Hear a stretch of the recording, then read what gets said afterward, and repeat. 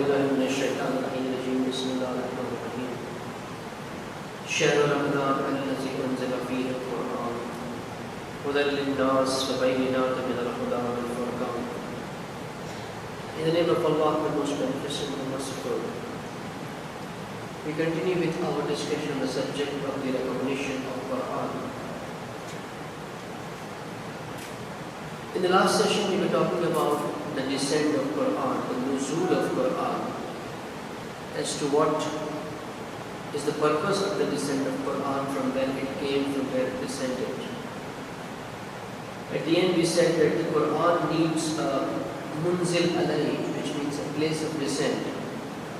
And that place of descent was the heart of the Holy Prophet.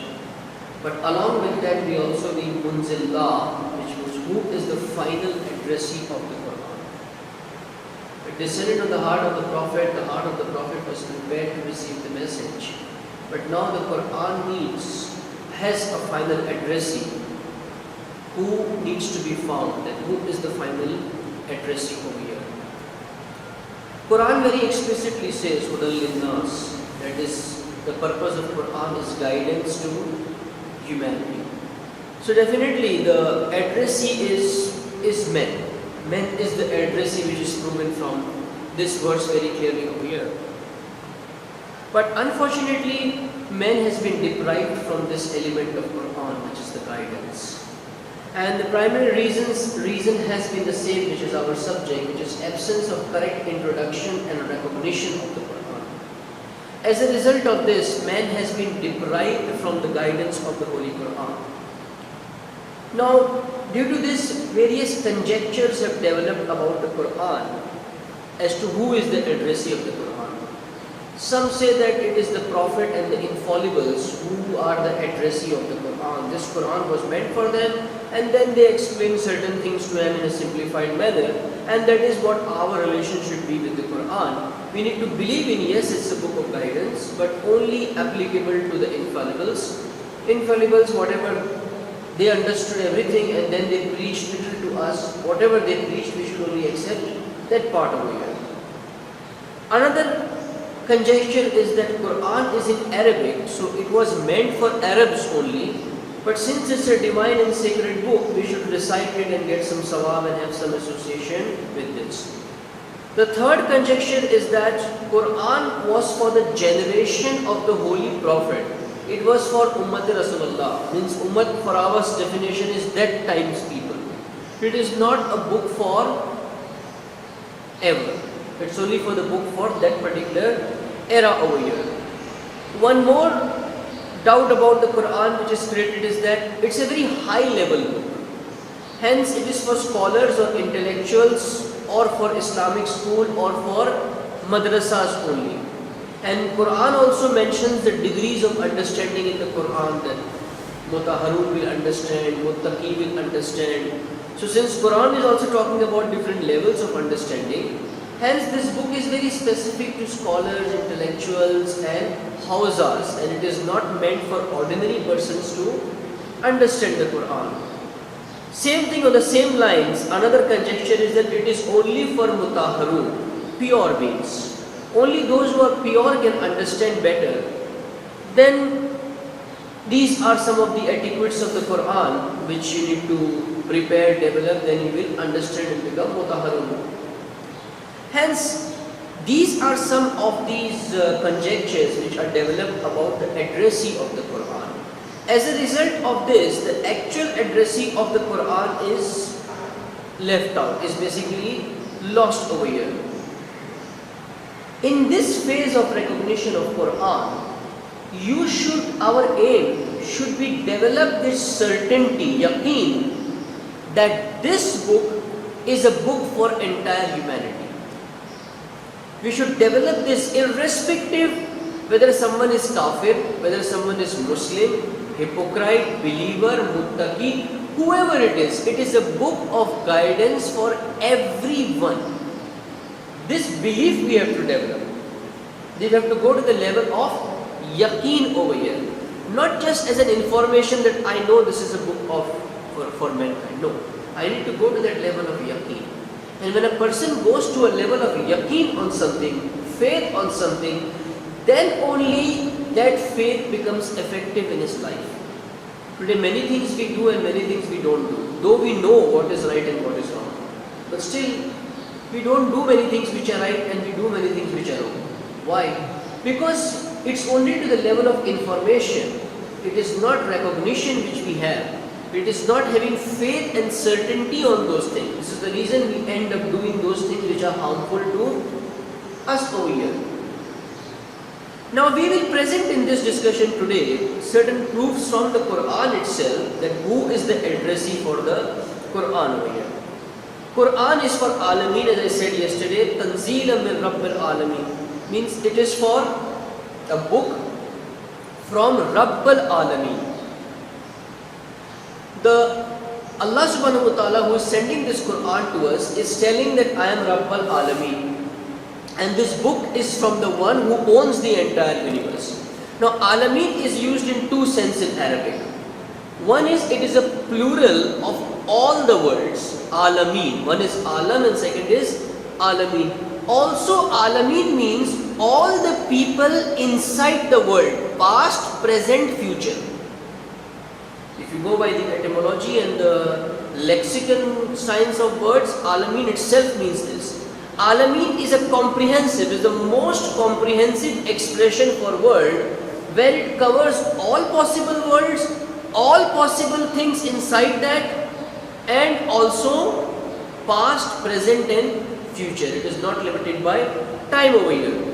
Thus, Allah subhanahu wa ta'ala revealed this book for the people of all world. Now, there is a tradition from Imam Baqir alayhi salam which clarifies this, which says that Quran has not been descended for a particular ummah or generation, but instead Quran is like the sun for entire humanity of all eras. Just like a sun is shining, it was shining 5,000 years before it is shining today. You cannot say that the sun at that time was for the people of them and the sun now is different. No.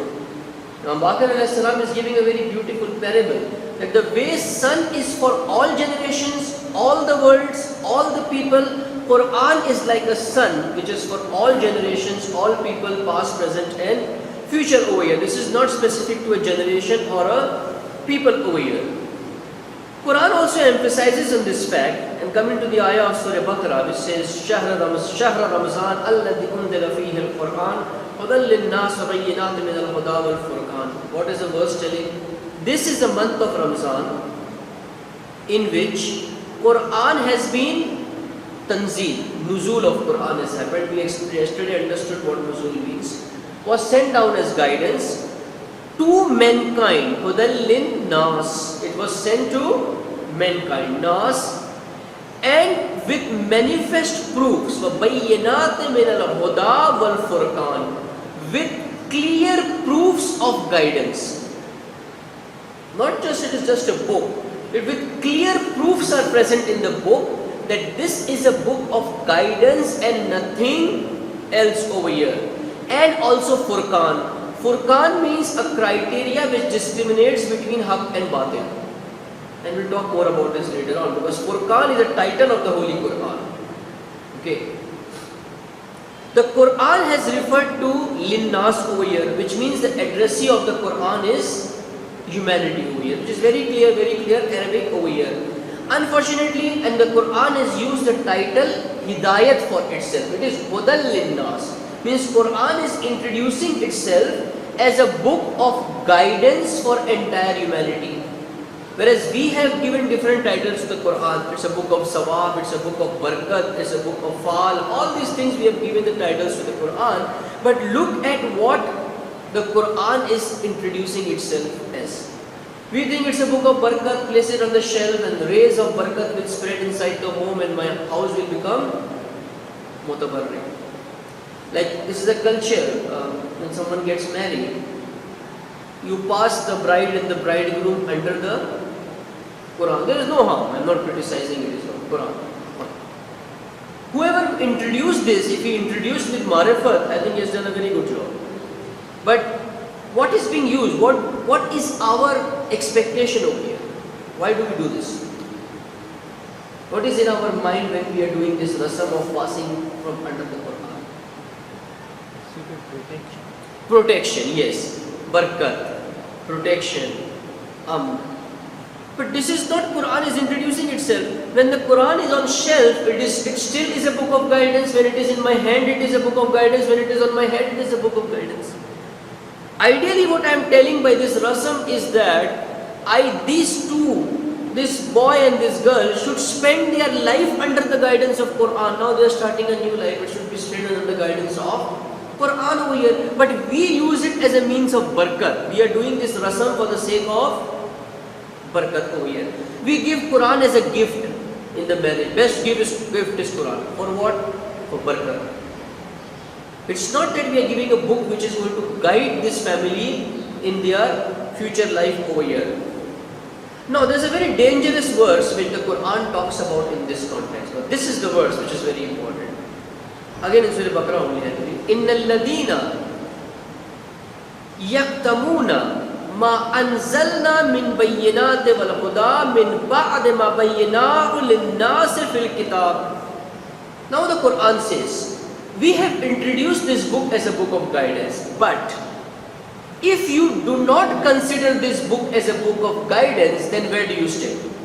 Inna alladina, verily, surely, with certainty, with confirmation. Quranic language is like this, verily. Inna means, do not pay attention here and there, focus. Inna alladina yaktamuna means what? Yaktamu means kitman. Kitman means hiding something, concealing something. Something which you know and do not speak out is kitman. Like Quran criticizes those who do kitman-e-haq. If you know the haq and you do not speak out, like two persons are fighting and injustice has been done with someone and you remain quiet over there, it is kitman-e-haq. You are criticized. You cannot do kitman, you cannot conceal the truth. But on the other side, the Quran says if you know some defects of some others, do kitman. Do not reveal it because it will cause fitna fasad. It's a very conditional and a rational book over here. Quran is giving the guidance very the rational form. So the ayah says, Inna alladina yaktamuna ma anzalna, means those who conceal this book, the clear proofs, min al-bayyinat wal-huda, those who conceal the clear proofs and the guidance that we revealed. What is revealed? Quran is revealed. Means tanzeel over here is used for the word Quran only. So those who conceal the book and the guidance, the proofs and the guidance which are very clear in the Quran, those who conceal, after we have made it clear in the book for man, بَعْدَ مَا بَيَّنَاتِ لِلنَّاسِ فِي الْكِتَابِ, means we have made the hidayat very clear in the Quran. Bayyana, absolutely clear, crystal clear. You can see with your naked eyes. After we have made this guidance and burhan, bayyana, clear in the Quran, if someone conceals this, still does not present it, and presents these verses for something else, then what happens? Ulaika yal'anhum Allahu. Allah curses that person. La'nat of Allah comes on that particular person. And it doesn't end. The shiddat. Quran is going with a very harsh tone over here. He says, يَعْلَعُنُمُ اللَّهُ وَيَعْلَعْنَهُمُ اللَّائِنُونَ. Those who are la'in, those who are already cursed, they will also curse. And Quran is also, Allah is also cursed those who hide the hidayat which is present in the Quran. Very, very strong verse over here. Now, we need to understand this word la'anat. What is the meaning of la'anat? For us, la'anat means what? Using abusive language, foul language. Which means Allah is using abusive language over here. Allah is telling we curse. La'anallahumullahu. Because Allah is using foul language the way we do la'nat. What is the meaning of la'nat? Now, la'nat means, la'nat is a word which is opposite to mercy. La'nat comes in opposition to rahmat. Rahmat means mercy of Allah. One on whom rahmat is coming, what do you call him? The mercy of Allah is falling on someone. The one who is becoming worthy of mercy of Allah, what title we use for him? Rahman? No. Rahmat. No, Rahmat is coming, it's an object. Like if knowledge is coming to someone, you say he is a student. So Rahmat is coming on someone, what do you call him? Blessed is in English, but in Arabic, Rahmat. Rahm is coming on someone, we call him marhum. Now for us, marhum means dead person. If I call Aga, you are marhum, say Baba, I am still alive. These are all the misdaq, the references which we have created. Marhum, why we call a dead person marhum? We pray that may Allah have His mercy on him, because now nothing is in his hand. Guidance is closed, everything is closed. The only thing left is mercy. Only, like if a criminal is caught red-handed, he has done a crime, he has killed someone, and all the proofs are evident. Now what he does in the court, he pleads mercy, because there is no option left. A dead person is like this, no options left, only mercy. So we specifically call him marhum. But that doesn't mean others are not marhum. This is a month of Rahmat. Rahmat is on all the Muslims. So all the Muslims are marhum in this month. Yeah, if I tell, yeah, you are marhum, this will be a problem. So marhum means one whom mercy of Allah is coming. Now what is the opposite of marhum? One on whom mercy is not coming means one who is deprived of mercy. Deprivation means mahroom. Mahroom means one on whom mercy is not coming. So marhum is the one on whom mercy is coming, rahmat is coming. Mahroom is the one on who is deprived of mercy. So lanat means what? Lanat means one who is deprived of the mercy of Allah. This entire world is like on the mercy of Allah. We are all living on the mercy of Allah. We are not capable to claim that I deserve this. No. Everything is at the mercy of Allah. Rahman or Rahim. Hence, when you do lanat or someone, you are telling Allah, oh Allah, remove your mercy from him. If you remove your mercy from him, he is left on his own. And when he is left on his own, insan is very weak, zaif. He cannot do anything. He is gone. He is destroyed. He is annihilated. Hence, lanat means Allah takes away the mercy from someone. Now, in context of our verse, what the verse is telling? Those who hide, conceal the guidance in the Quran, Allah takes away mercy from them. Allah leaves them on their own. And you can see very clearly the examples of those who are away from the Quran. Allah has taken away mercy from them. What we think as mercy is not mercy over here. And it is not this, that Allah Himself takes away the mercy from him. Now there are two types of creations which are related to propagation of truth. One are those who deliver the truth, do the tabligh and do the preaching. Other are those who are commanded to deprive people of things. In the chapter of tabligh and hidayah, there are two categories we can divide the people. One are those who are inviting towards haqq.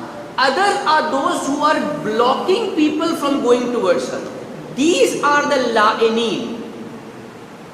So Allah has got two armies. One is an army of those people who are inviting others towards truth. Other is that army which is depriving people from truth. This is the category of la'ineen, and these people also curse. The Quran is telling we curse, Allah curses, and also the la'ineen curse. Means Allah is not taking away the mercy himself. Allah has got an army which is coming in picture and taking away the mercy of Allah subhanahu wa ta'ala from those who are concealing the truth. I'll give an example. So you want to come Ramadan, you want to come for lecture this afternoon, evening, and there is hidayat given in the lecture, wherever it is. Moment you are about to leave the home, a guest comes in. Where are you going, brother? He says, I'm going for the lecture. Oh, I have some important deal for you, and there's one new tender coming, new contract coming. Can we sit for 15-20 minutes? Now what has happened? You were deprived of guidance. You were deprived of hidayah. This person who has come is playing the role of a la'ineen over here, who is taking you away from the mercy of Allah. Why? Because he is blocking you from the path of guidance. The Quran, Dua Abu Hamza Somali, which you recite, Imam Sajjad says, "Oh Allah," the words of Imam Sajjad is, he says, "Whenever I am convicted and determined and intend to come in your presence, immediately some difficulty and obstacle comes up, and I feel as if you do not want me to come to your presence. You do not like that a person like me comes for your remembrance and worship." What a beautiful verse of Muhammad. And then Imam talks about various references in this verse later on. And he talks about the reason why this is happening. You recite Dua Abu Hamza Somali, go through it and see what Imam is trying to say. Not just for Sawab recite 20 pages of the Dua, which is a long Dua. He talks about the reason why. And one of the reason he says in this, that why when I make an intention to come near you, to talk to you, to come in your presence, why I feel like someone comes and stops me. Maybe you did not find me sincere. Maybe you did not find me in the presence of ulama. All these reasons Imam lists down in Dua Abu Hamza Somali. So what Imam Sajjad is telling, that when I am trying to go in your presence, some obstacle comes in between. And that obstacle is taking me away from your rahmat. And rahmat taking away from rahmat, if someone conceals guidance, if someone stays away from the guidance in the Quran, Allah subhanahu wa ta'ala makes him mahroom of its mercy. And even the little mercy which he might be getting in some other places, he becomes deprived of that. Because he has concealed the truth over here, haq over here. Hence, the Quran is telling, "Inna alladhina yaktamuna ma anzalna min bayyinati wal huda min ba'di ma bayyinatu lin-nasi fil kitab ulaika yal'anuhumullahu wa yal'anuhumul la'inun." This was the guidance for mankind, and you concealed it. Now Allah has taken away His mercy from you. Now we take some Quranic evidences to prove that this is a book for humanity.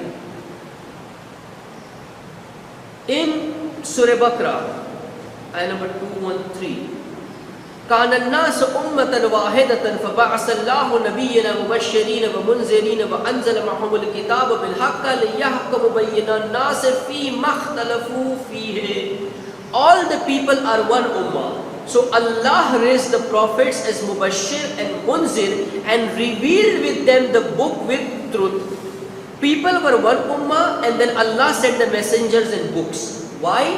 In Surah Yunus the answer comes. وَمَا كَانَ النَّاسُ إِلَّا أُمَّةً وَاحِدَةً فَأَخْتَلَفُوا وَلَوْلَا كَلِمَةٌ سَبَقَتْ مِنْ رَبِّكَ لَقُضِيَ بَيْنَهُمْ فِيمَا فِيهِ يَخْتَلِفُونَ. And people were not but a single nation, but they developed differences amongst themselves.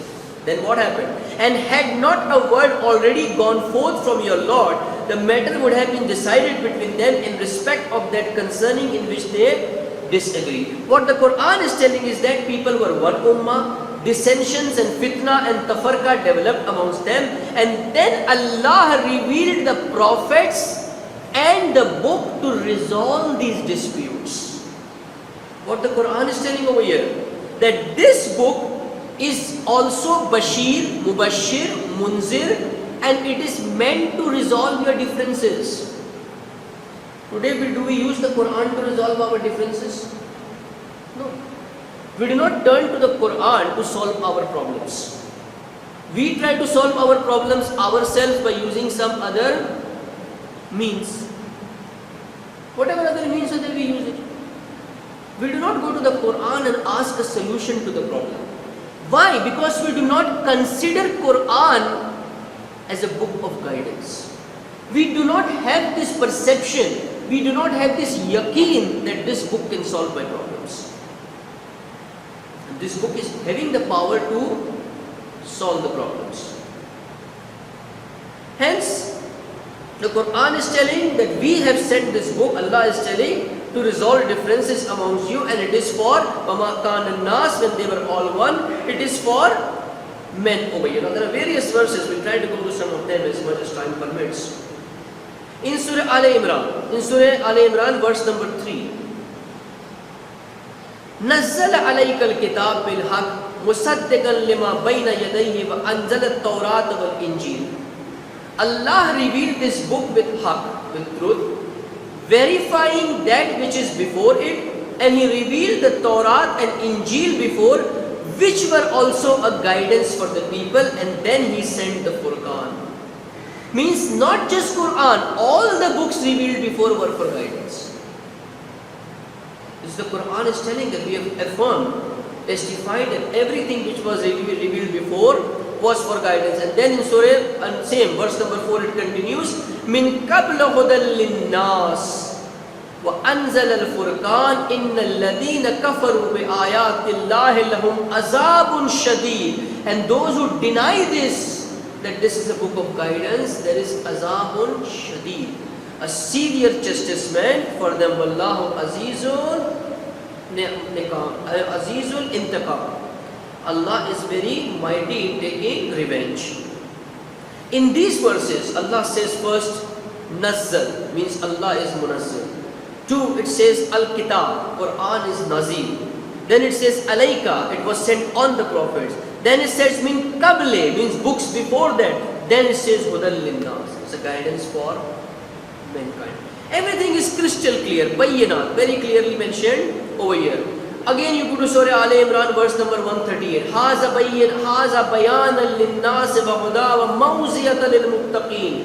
This is what? This is an explanation for mankind and a guidance and mawziyah and good counseling for muttaqin. Means guidance is also there, and beyond guidance, one of the elements of guidance is mawziyah, which is preaching, is meant for muttaqin in this. Then, Inna anzalna ilayka al-kitaba bil-haqqi latahkamu bayyana an-nas bima araka Allah wa la taqtun wa la taqnu lil-khayinin khasima. Indeed, we have sent down to you the book with truth, so that you may judge between the people by what Allah has shown, and do not be an advocate of the traitors, of khayinin.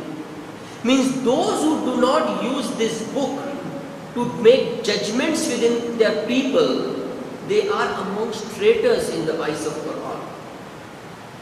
It's not something very light, it's not optional, that if whether I consider this book as a book of guidance or not. No, it's not optional. If you don't do it, the consequences are told by the Quran. You are among the la'inin, you are worthy of severe chastisement, and you are counted as a traitor, that you are doing khayanat with Allah. That I have given this you for guidance and you are concealing what is inside, you are not referring to, you go to someone else to make your decisions. Like someone came to Imam Sadiq alayhi salam and said, I have a dispute with some friend, and can I go to the Hakim, who was a tyrant, to resolve this? Imam said, no, you have to refer to a faqih, not a hakim. You cannot do this. Today we don't do it, we don't care about this. We want all our problems to be solved by others, not the book, not the faqih, not the fuqaha. We need solution from other sources over here. We look at Western sources of finding solutions to a problem. We are looking at technology as a solution to the problems of an ummah. We don't refer to Quran as what solution the Quran is giving to the problems of the ummah. We do not look at Quran to find out the means for the rise and irtiqa and growth of a community. We don't go to the Quran. We go to others because we have already a preset notion, we have preset things, and now we want to go and protect it, defend it, and do those things. This ayat clearly says that any social ruling which is not done in accordance with the Quran is treachery. Very clear. Very clear. It is a treachery. If you do not do this, like this common issue which is there in this part of the world, in West also, where there is a clash of culture. Some people are coming from a background culture of India, Pakistan, and the youths are born in this culture and then they get educated by the Western culture. So there is a serious cultural conflict which is happening right now. Okay, which is resulting into branches coming out from a communal mainstream. As such, the mainstream itself is a problem, which is our discussion in the night, that our problem doesn't lies in the branches, it lies in the stem, it lies in the roots. Our issue is over there. If we refer to the Quran, Quran will tell you that the problem is not lying in the branches, it is lying in the stem and the roots, and you have to fix that. Why it is branching out in different directions? The Quran is going to answer this. The Quran is going to address this issue. Quran is a book of guidance which is for understanding. If I do anything which is related to guidance and people do not understand, it is completely going against what the Quran is all about. It's very clear. But that doesn't mean I can limit the guidance to a particular segment of the society. Because Quran is linnas, for everyone. This guidance is for everyone. I cannot say that 5% of my community members only understand Swahili, so I should not do anything for them in Swahili. No, this is against the decision of the Quran. This is against the Quran. Because the purpose is hidayah. If the purpose of mosque and Husainiya is to do guidance, then it has to be in accordance with the Quran. Quran is linnas, Quran is tanzil, to make people understand, is yassarna, make things easy, and things will be only easy. First level of making things easy is language. If I start to talk to you in Farsi and say I am going to do a very good dars on Quran in Farsi, what's the point? Will you understand anything? And I tell you, no, you have to come. This month of Ramzan, Quran is being taught, otherwise you will not get sawab. Some of the old people, they will come and say, Baba, sawab is there, no, at least. This is not delivering the rights of the Quran. The rights of the Quran is that you have to address. Like there are some centers which are run by the office of the Supreme Leader Ayatollah Khamenei in US, in UK. There is a mandate from the leader that whatever culture people are coming, you have to do programs for all the cultural people. Like I know in Islamic Center in England, they used to be there. At one time, 4 programs were running: Arabic, Farsi, English, Urdu. One time, 4 programs. And in the Urdu program, there would be mostly 15-20 people sitting over there. It was a mandate from the leader. They stopped it. There was a change in management. They stopped some programs. Again, instruction came from the leader that someone complained that Urdu programs have stopped away. They had to do it. Why? Because this is hidayat. Hidayat is not limited to numbers. Who knows that among the 90 they will want to take guidance in one language of Farsi, but it's possible that among these 10, someone will stand up and could become a Khomeini of Africa. Who knows? Do you have a guarantee? No one can guarantee this. Who can receive the guidance? Who is worthy of receiving the guidance? Hence, the social responsibility in context of hidayat, which Quran says is, it is linnas, for everyone. Take your guidance from the Quran, whether it is tabligh, whether it is management, whether it is education. Quran is the source. Quran will tell me what I have to do over here. Now Quran is repeating this so many times, and it is Hudal Linnas, Hudal Linnas, Hudal Linnas. Why it is doing this talqeen? It is repeating that it is for men, it is guided. In one Surah Nisa, almost 4 times this verse is coming. One Surah Nisa. You start the Quran. Today it is very easy. You just go to internet on a website and put, in English you put Nas, Linnas. You see how many verses come out where the Quran is telling it is for everyone. You just put the word Hidayat, guidance, in an English translation of the Quran, and you see how many times the word guidance comes up over there. Why is the Quran emphasizing on these things? Because these things would be forsaken. Quran is repeatedly telling you this is a book of Hidayat, and it is for Nas, it is for everyone. It should fulfill all the needs for men, and it only addresses the actual needs of men. Another misconception about the Quran. We want to prove everything from the Quran. We say prove everything from the Quran. Someone said, you say Quran is book of technology, Quran, you prove mobile phone from the Quran. One Zakir came and proved it. He says, Yaman miss call. See, it's there in the Quran. It's present in the Quran. It's proven. Now, Quran is not a book of miss call and ringtones. No. Don't try to find ringtones in the Quran. We use Quranic verses for ringtones. Again, it's not permitted by most of the Maraji. Also, you cannot use Quranic verses for ringback tones and ringtones in the Quran. Even duas you cannot use in the mobile phone for ringing and for ringtones over here. It's not permitted. Some of the Mujtahideen don't say anything, but philosophically also it is not advisable to do such things. This is guidance. This is not to make you alert that someone is calling you for business, and Quran has become a means to invite you. Your wife calls you, Quran ayat comes up. You answer the call and she shouts, morning to night, where are you? This Quran has become a means for getting me scolded. So Quran should not be used for such things over here. It's a fiqhi issue, but I am talking more from philosophical grounds, so don't come and argue with me that my marja says no, it can be used, the ayat should be full, it should start with Bismillah, then it should be used. No. Okay, fine, you want to use it, but I am talking about logical and philosophical grounds over here. Quran has actual needs of the man. Not like if this is a mosque, I start to put football over here, bat, cricket ball, bat, everything is placed in the cupboards over here. But this mosque is not a place for these things. You put them in the club, not over here. Hence, Quran has only put those things inside which are the actual needs for men. You don't put refrigerator and vending machines inside a mosque. These are also needs of men. But you can find it outside.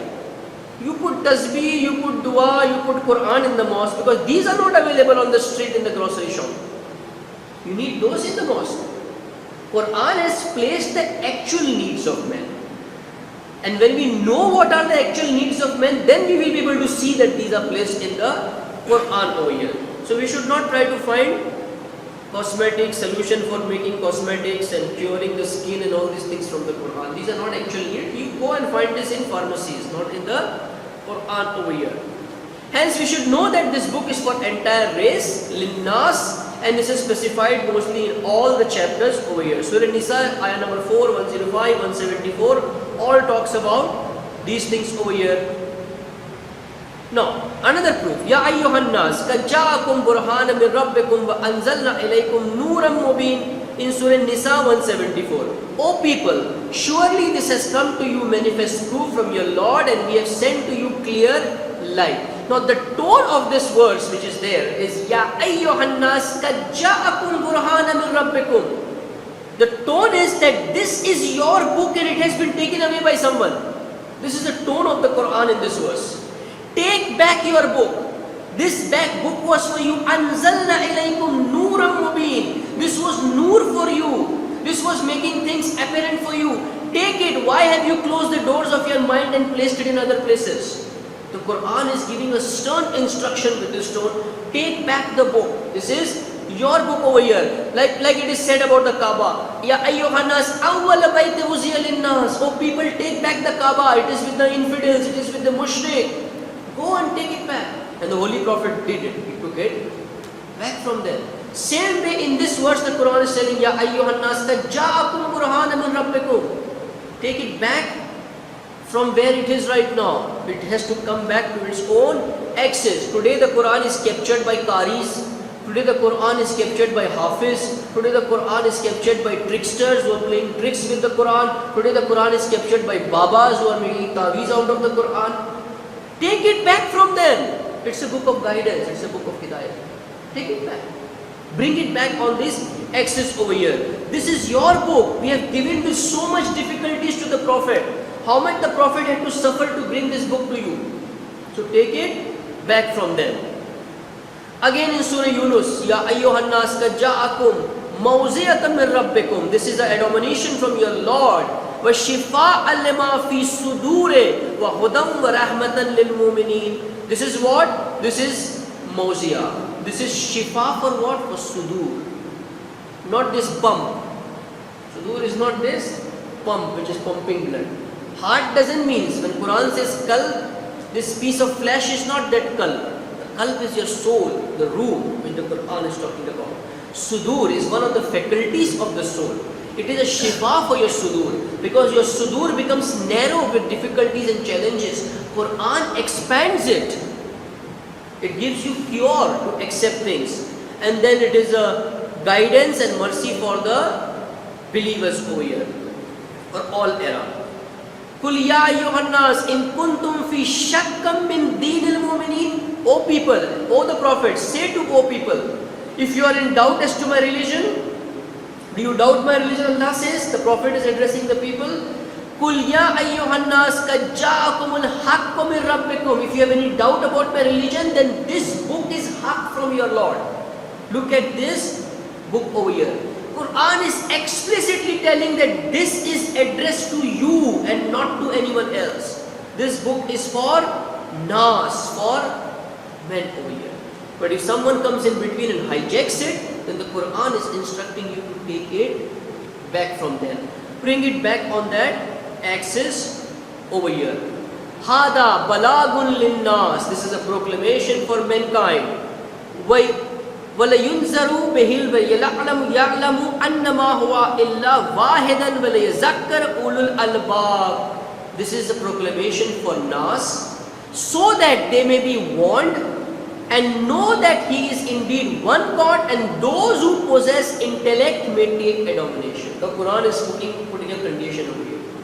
This book is hidayat for everyone, but those who have got ulul albab, the depth in their intelligence, are going to take hidayat from here over here, from this particular book over here.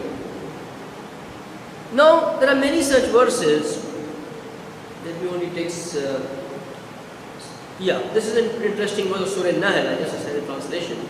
Surah Nahl, verse number 43 and 44.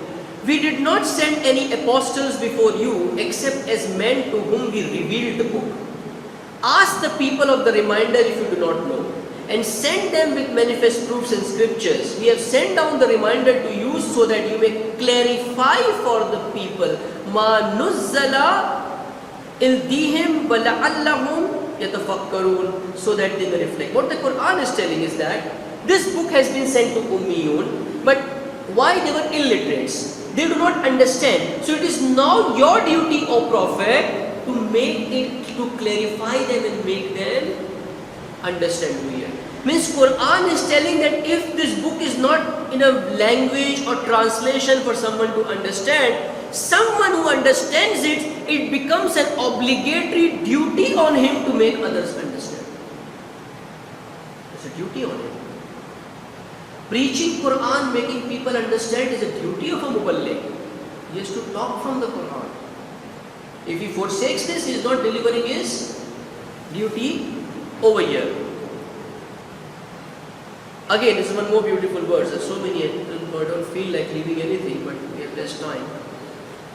وَلَقَدْ صَرَّفْنَا لِلنَّاسِ فِي هَذَا الْقُرْآنِ min kulli masalin fa aba aksarahum an-nas illa kufuran. Very beautiful verse. It says, we have explained for men in this Quran every kind of parables, examples, but most men do not consent to aught but denying. This is the maturity of the Quran. That Quran goes and talks by example. Quran is talking by examples over here. This is the maturity of the Holy Quran over here. It says sarrafna. Sarrafna means turning of words, turning around words, presenting the same thing in different forms. This is sarrafna. Quran is telling we have done sarrafna, we have done tasrif. وَلَقَدْ صَرَّفْنَا لِلنَّاسِ. We have presented the same message with different examples so that people can understand it over here. Then the Quran says in the same verse, لَقَدْ صَرَّفْنَا فِي هَذَا الْقُرْآنِ لِلنَّاسِ مِنْ كُلِّ مَثَلٍ وَمَا كَانَ لِلنَّاسِ أَكْثَرُهُمْ شَيْءٍ جَدَلًا. But most of them are fighters. They argue, they fight. They do not understand these things over here. Again, there are a few more verses. We'll just leave those things now. Hence, Quranic evidences. Quran is a book for Alameen. It is for entire humanity. It is for all the races, and it is for everyone. Tabarakalladzi nazzala al-Furqan ala abdihi layakuna lil alamin an-nazir. It's a Furqan for all his servants and for all the addresses over here. Again, this is one more verse. I'll just take this and then we will end the session over here. And then you can even go by the hadiths. We'll take maybe tomorrow if possible. Some hadiths of Imams. How Imams have also emphasized about Quran as a book for entire mankind. In Surah Sad, from verse number 71 to 85, there is an incident of Shaitan's pledge to misguide mankind. Shaitan wanted to misguide the people. Now, what is the misguidance of Shaitan? Inshallah, tonight I will talk about that. How Shaitan misguides. Whom Shaitan misguides. Shaitan doesn't misguide everyone. Shaitan is not for everyone. He is not having that much time to misguide everyone. Because many of the people are in fact disciples of Shaitan. They are doing the job which Shaitan wants to do. So why will Shaitan spend time in misguiding others? No. It says in verse number 86 and 87, قُلْ مَا أَسَّلُكُمْ عَلَيْهِمْ مِنْ أَجْرٍ وَمَا أَنَا مِنَ الْمُتَقَلَّفِينَ إِنْ هُوَ إِلَّا ذِكْرًا لِلْعَالَمِينَ. Say, O Prophet, tell, what? I did not take any fees, any rewards for this tabligh, for presenting this book to you. Nor I am a mukallafeen, nor I am a pretender. It is nothing but a reminder to all the worlds. Quran is telling, tell the Prophet that I am not making stories in the name of Quran and telling you for the sake of making some money for myself. Neither am I making up these words. No. It is crystal clear, a book, a reminder to all the worlds over here. Means I am not adding some spices to this revelation and presenting you and forcing you that no, this is for you, for guidance. No. Quran has clarified this. That don't tell any preacher or someone who comes and tells you this is a book of guidance that he is making it up. No. Quran says no. And don't think also that maybe he is doing because he is paid for this, he is doing it. No.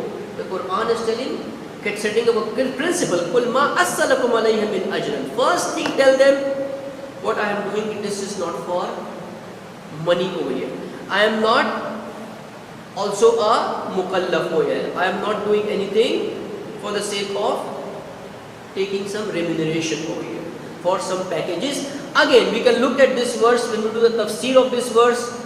This shows one of the qualities and the criteria of doing tabligh. But tabligh should not be associated with any remuneration or any package over here. And it is associated with guidance for Alameen. Which means if you do the tafsir in the opposite side, from the reverse way, one is that a muballigh should not take package. Because he is presenting not something from his own, from the Quran. The Quran is even telling that you don't have to put any extra efforts. We are so clear. The muballigh says, I have done research for 1 year on the Quran, you are not going to pay me $1,000 for a lecture? Quran is telling, please shut up. It's very clear. Don't fool the people. Don't fool the people. It's crystal clear. This is what the Quran is telling. This, first of all, this book is not yours. Second, you don't need to put any efforts. Just present what is over there. Just present. We will guide the people over year. But unfortunately, what happened in this world, that everything goes upside down. And the Quran refers to that in Surah Kalam, where it says, وَإِن يَكَادُ الَّذِينَ كَفَرُوا لَيُزْلِقُونَكَ بِأَبْصَارِهِمْ لَمَّا سَمِعُوا الذِّكْرَ. And those who disbelieve, what will they do? They will smite at you, they will stare at you. When you talk about the Quran, they will stare with you with the crooked eyes. وَيَقُولُونَ إِنَّهُ أَلَّمَجْنُونَ. And they will call you, this guy is crazy. He's a fool. First of all, they will stare at you. You are presenting hidayat from the Quran. I have been doing this for taweez and all these things, and you are telling this is book of hidayat. What is this? I have been drinking water and putting in the Quran, and now you are telling this is hidayat. I was drinking hidayat. They will smite at you. And the second thing which this is, the Prophet, they will tell you is that this guy is majnoon. He's crazy.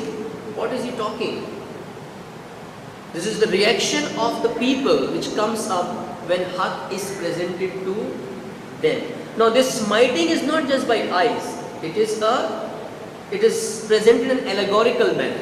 Smiting means creating all sort of difficulties to the muballigh. Staring at him, criticizing him for presenting the truth. And it goes to the level that they say this guy is crazy, he doesn't know, he just talks nonsense. It goes to that particular level, and the Quran says, وَمَا هُوَ إِلَّا ذَكَّرَ لِلْعَالَمِينَ. This is an admonishment for entire alameen.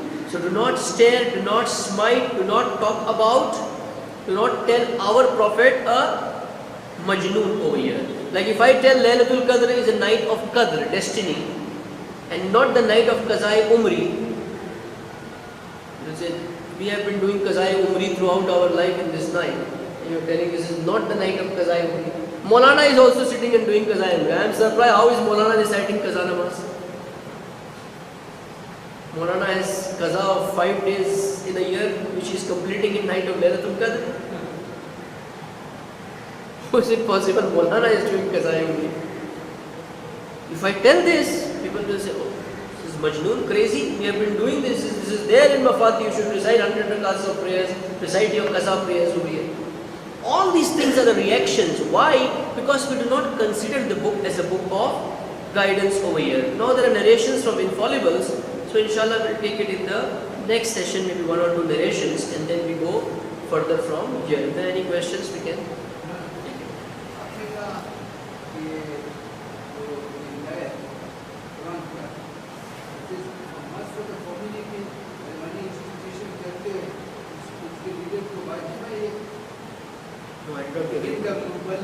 Yeah. Yes. To learn tafsir is wajib?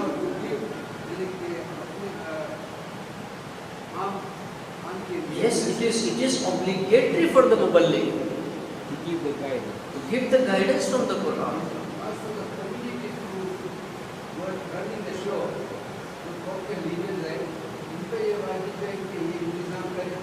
Yes. Leadership doesn't mean sitting on the kursi, not ayatul kursi. Leadership comes with responsibilities. An imam is dignified. Why? Because Allah wanted to give him that status. The status is coming with responsibilities. An imam has got that high status because he is delivering those responsibilities. It comes with responsibilities, it comes with a burden. As Abu Abdullah says in Khutbatul Mina, that why do people respect you, scholars? Why they stand up when you pass through them? Why they do favors to you? Because they are expecting that you are an icon of religion for them. You have certain responsibilities which you are delivering towards them. It's a reciprocal effect. So it just doesn't a namesake thing, no. It is a responsibility to create an environment of Quranic teachings in the society. It's mandatory, it's wajib, it cannot be not wajib in fiqh sense. If you go and ask fiqh whether it is wajib, mustahab, makruh, mubah, we try to classify this way, oh this is mubah, no problem. Okay, walking upside down is makruh or mubah? To do it, go and sit on a tree, it is mubah, makruh, haram, it's mubah. Do you do it? Don't do many things which are mubah. So don't classify things in, don't take specifically whatever I speak, I specify when it is something related to fiqh, that this is fiqh. Otherwise it's all on logical grounds, philosophical grounds, logical grounds. You don't come and argue with me that no, my mujtahid says it is not wajib to teach Quran. Fine, go and challenge your mujtahid then. You should not challenge me, I am telling you in philosophical, logical grounds from the Quran. I am not talking out of my own. There were another so many verses which it did not take. If you go in an academic way, if you run a complete course on Quran, then yes, every Sunday class, Friday class, whatever it is, I have to go through hundreds of verses of the Quran to teach where the Quran is talking about guidance. So that it goes so deep inside the students that they never forget that this is a book of guidance, guidance, guidance, guidance. I know this is for Alameen, Alameen, Alameen, for everyone. These are short sessions only.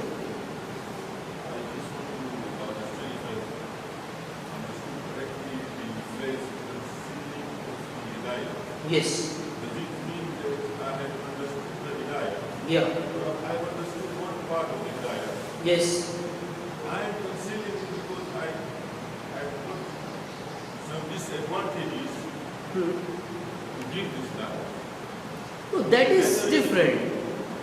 See, you are concealing it because one thing is you do not consider yourself as fully capable.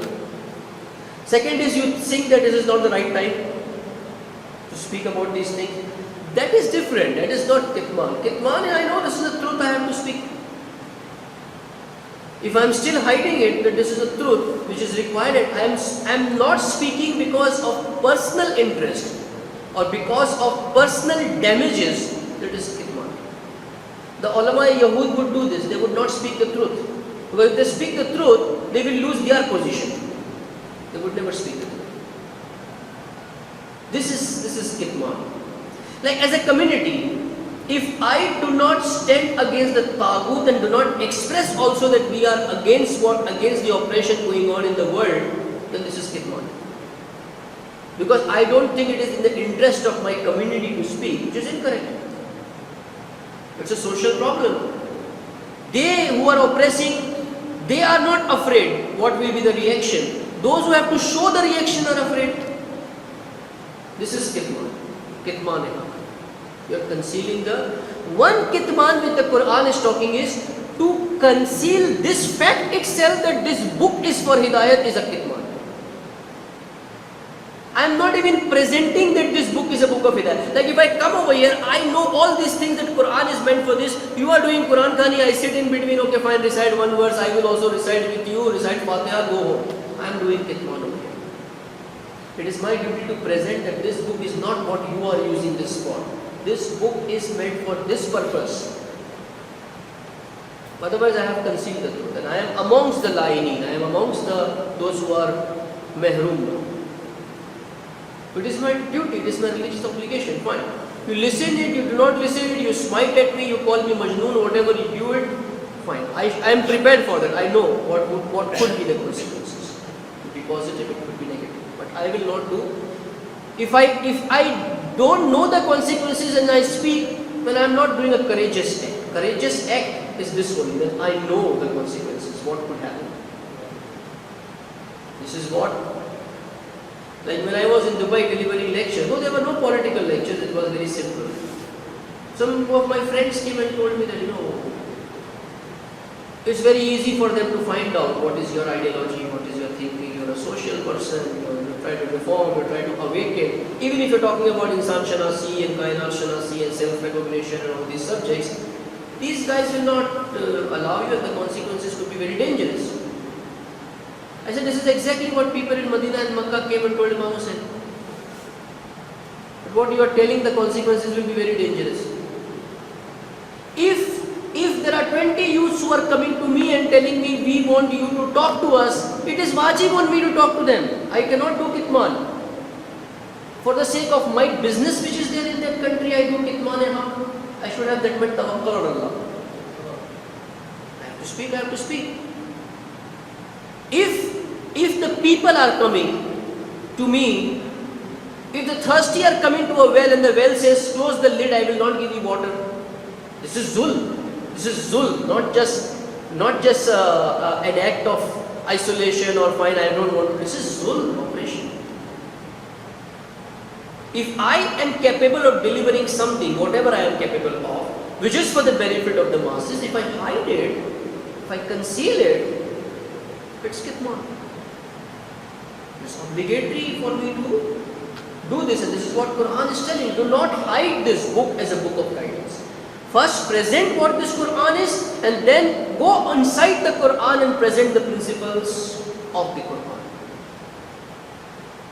The Quran opens one more subject. Inshallah, if Allah gives tawfiq in future, if we complete this subject of this ummah to a certain point, there are few more subjects which are related to sociology in Quran. Quran is a book of sociology. It's a completely book of sociology. So social science. The subject which talks about the roles of different categories and groups of people in the rise and fall of societies. There's a subject in the Quran where Quran picks up that category of people, what role they play in the society in the rise and the fall. Ulama, one group. Mala, the Quran uses the word mala, elite class. Mala-e-mazhabi, elite religious class. Mala-e-mali, elite capitalist class. All these are different categories of mala with the Quran. Mala of iqtidari, those who have power. Then Quran talks about a group which is mutahajireen, who are like stone. They don't want to move, untouched.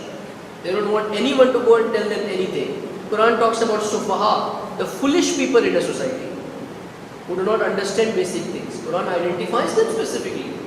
These are the groups which the Quran identifies and presents what role they play in the society, in the rise and fall of the society. Then we need to assess that my society is under hands of which group. If it is under the hands of a mala-e-dini or mala-e-mali, then the end will be what this Quran is showing. Whether it will be fall or it will be rise. And then the Quran presents an example of a community which is Bani Israel as the rise of that community and the fall of that community.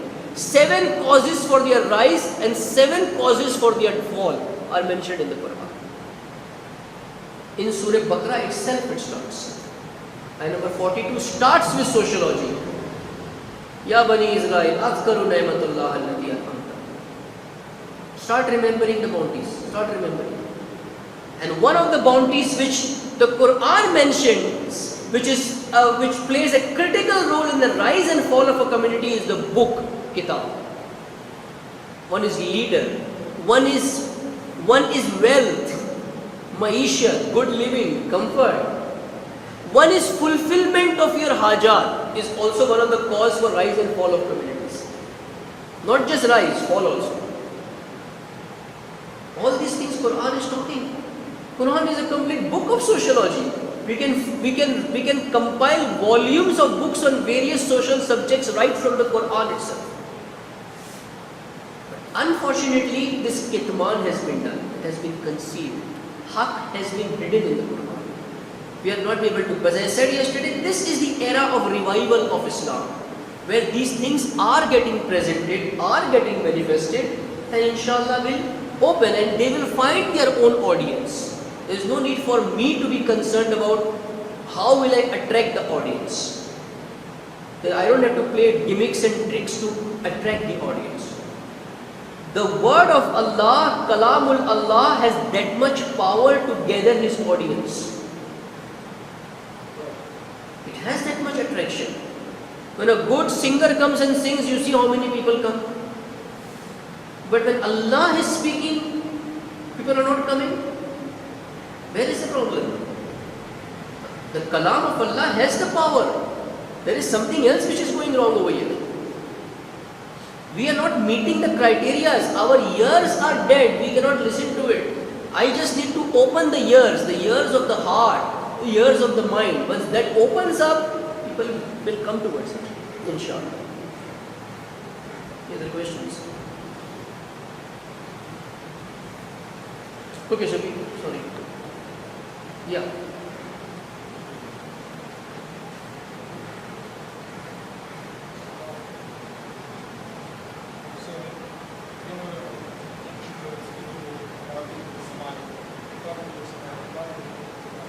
Yeah. Okay, you can speak in Swahili, no problem. He wants to speak in Swahili, he cannot speak English. Okay, it's fine.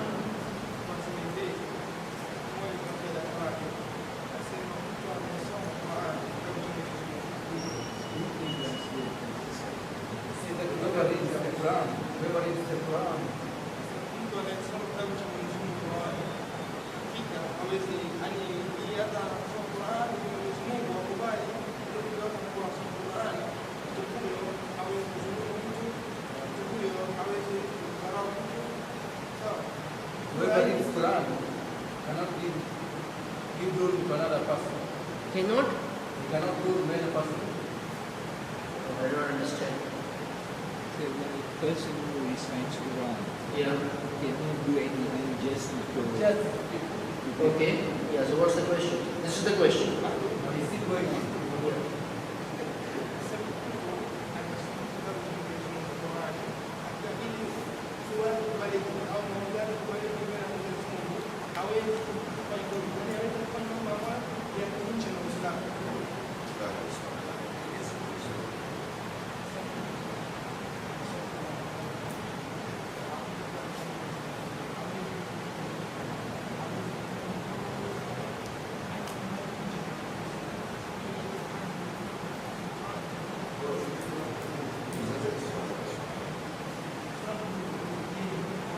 I think what he's trying to ask here.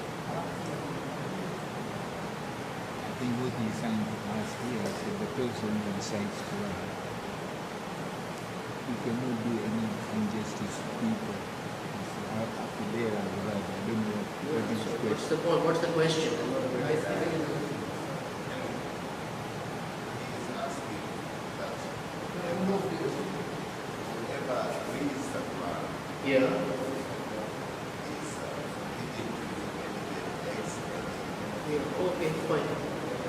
So, for somebody who is reading the Quran and at the same time doing the bad things, is No. it useless for reading the Quran or does it benefit him in any way? See, benefit, again, our discussion is about purpose and benefits. Benefit comes in so many ways. Benefit comes without marifat also. Okay, like for example, a thief. There is one person who earns halal food. He eats it. That halal food gives him physical benefit as well as spiritual benefit. A person steals it, robs it, does usury, he eats it. Does it not fulfill his stomach? Does it not give him strength in the body? It gives him. The benefits are coming. This is the divine principle of cause and effect. You are reading the Quran, fine, sawab is coming to you. But if you are not practicing the Quran is not giving you any purpose. It is not bringing any change inside yourself. It is like salat. The Quran says salat keeps you away from fahishat and munkarat. Fine, you are doing fahishat and munkarat and you are still doing salat. Fine. You will not be said in the day of judgment that all your salats are cancelled. Your salat is counted. But the effect of salat, which was supposed to be on you, which was going to make yourself, what we feel is, again, the fundamental problem lies in this part, which is our next chapter in this. Who is the man of Quran? Is the man of a Quran a bank account who is going to say how much cash is coming in and how much cash is going out, how much sawab is coming in, how much, and then he will do the accounts at the end of the financial year, I am in profit or I am in loss? No, this is not the man of Quran. The man of Quran is something else. This misunderstanding of the Quran, of man, that fine, I am still getting sawab, Whether I do sins or not, sins is bad, sawab is good. One goodness, 10. One sin is 1. So start counting. Throughout the day in the month of fasting, I do not do anything bad. Each and every breath is giving me thousand sawabs. So I have got millions of sawabs till 7 o'clock. After 7 o'clock, go and just drink 1 glass of alcohol. How much sin will be there? 1 sin. So 1 has been reduced from millions. I am still in profit. I am still in profit, no? There is no loss in that. If you go with this mentality. But if you look at the effect of sin, the effect, these 100 good deeds are building my character. This one bad deed is also affecting my character in this world, not just the year after. It's like there is a hot water and there is cold water. I put my hand in cold water, I feel very good. I put my hand in hot water, it burns. Now tell me, I have got chilling water in one side where my hand is there and just one finger I put in fire. What would be the effect? Which would be more effective? If you go by calculations, this is winner. I am winner. My full hand, my half body is in cold water. Only my tip of the finger is burning. But this burning is leaving a bigger effect and just compensating everything which I am doing with this cold water over here. This is, we are like a die. You know, you die, you see, you make brick. This brick blocks. How you make bricks? You have wooden die. You put inside that cement. If you put cement, a cement brick comes out. If you put inside sand, a sand brick. If you put sugar, a sugar brick will come out. If you put 2-3 things inside, whatever you put inside, the output will be there. This concept is missing from us completely, that religion has come to make a man in this world, not in the year after. So if the Quran I am reading and I am also doing sins, fine, I am getting in my accounts the sawab. It is like I have my full body in cold water, but still I am burning. The sin is burning. This is the problem. So we have to separate this purpose and benefits. It's not taking me towards the purpose. And the proof is that I am doing sins, the Quran is not effective on me. The moment Quran is effective on me, I will stay away from these things. I have not recognized the Quran. The Quran is not talking to me. It's not gone in my heart over here.